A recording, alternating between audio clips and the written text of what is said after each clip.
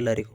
You feel history confusing very much, not because of the syllabus is big, but because we try to memorize the act in isolation. Today I will show you all major British acts from 1773 to 1935 in one visualization graph, so that your brain remember the logic, not just the year. If you understood this graph, you won't forget this history again. Okay, let's started. Major constitutional or the administrative acts related to the British India. From here, the entire history is divided into the three clear phases. In the part 1, we are discussing early control over the company. In the part 2, crown rule and India participation. In the part 3, towards the self government. This division itself is a very clearly visualizing the whole history.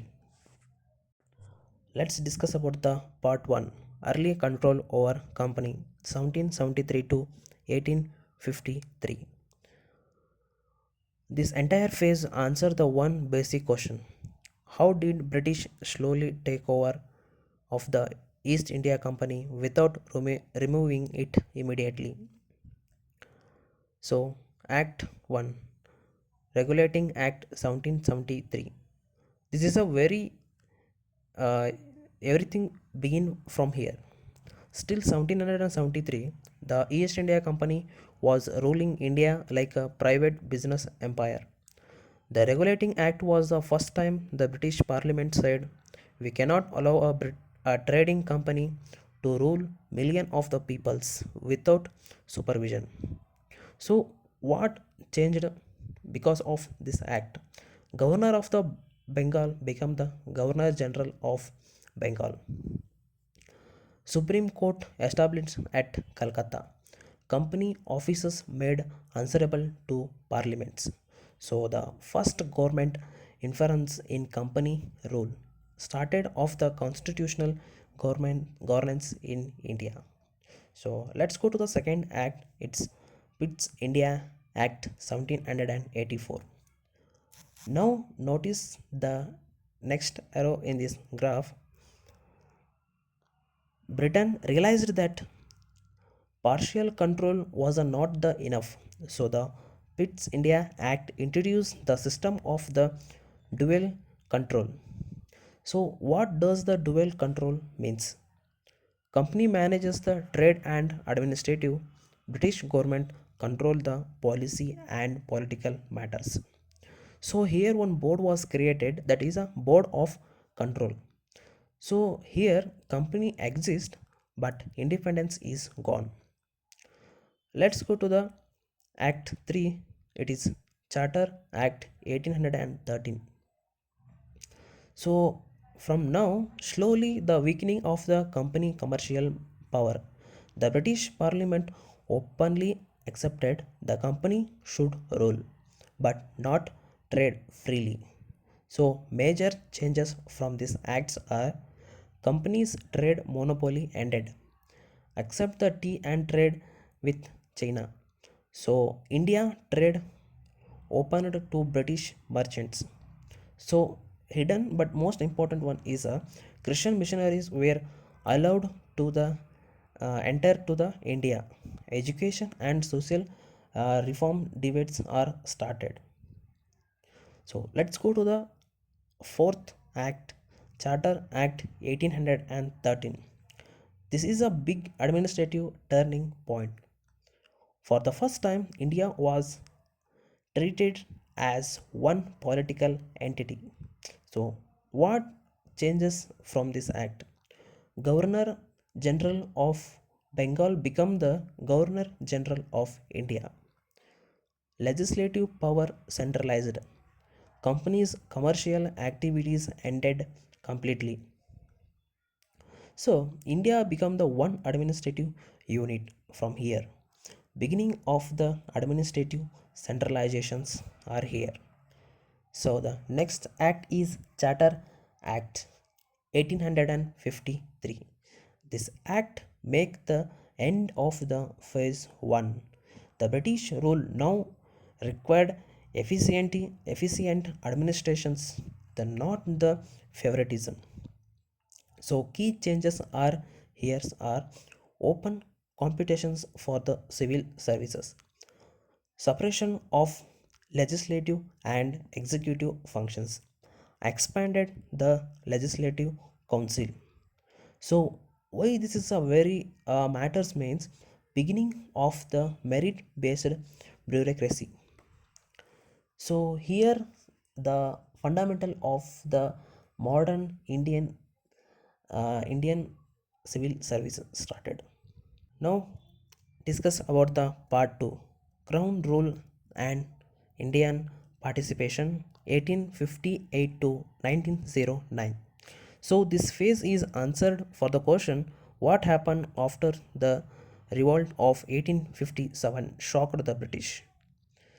So sixth act is Government of India Act 1858. This is the biggest political shift so far. After the 1857, the British decided we can no longer rule India through a company. What changes happened here? Company rule ended. Power transfer to British Crown. Post of Secretary of State of India created. So beginning of the direct British rule started from here. Here in this one, end of the company era and start of the imperial governance. Let's go to the Act 7, Indian Council Act 1861. Now something new appearance in this graph. That's India. British strategy changed from control to controlled inclusion. So key features are from here. Legislative Council introduced. Indians nominated two councils. Laws codified systematically. So this was not the democracy, it was a consult consultations without power. So beginning of India participation in governance. Let's go to the Act 8, India Council Act 1892. So now the council start expanding. Pressure of Indian National Congress forced reforms. So what's improved from this act? More members in council, indirect election introduced, budget discussions allowed, early representatives system started. First steps towards the parliamentary participations. So let's go to the Act 9, Indian Council Act 1909. It's also called as Parliamentary Reforms. So this box highlights for a reason. British introduced a dangerous political experiments. So key features are suffrage electorates for the Muslims. Why it matters? Communal politics enters constitutional framework. So seeds of communal division institutionalized.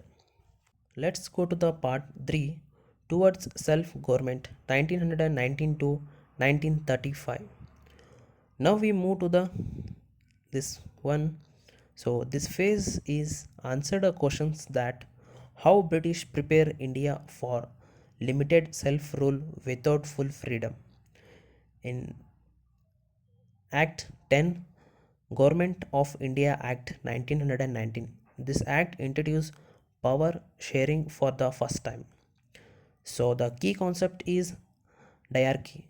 Subject divides into the reserved list and a transferred list. Reserved lists are for the British control, transferred list for the Indian ministries. So the India had responsibility without the real rule. So let's go to the 11th Act, Government of Indian Act 1935. This is the most important act. So this is the most powerful box in the entire graph. The major features from this act are the federal system, provincial autonomy, bicameralism, federal courts, RBI established. Oh, why this is a very important. India Constitution borrows the heavily from this act. So this is the blueprint for the modern Indian constitutions. So in the below graph, I attached the quickly memorized line. Here is the all the acts in the sequential manner. You have to remember these dates also, and also the key words like control, crown, councils, communal, constitution. So if this graph helped you understood the better history, imagine reversing the entire syllabus like this. So like for the visual learning, save for this revision, comments graph for the PDF, subscribe for the concept like this. So thank you for everyone.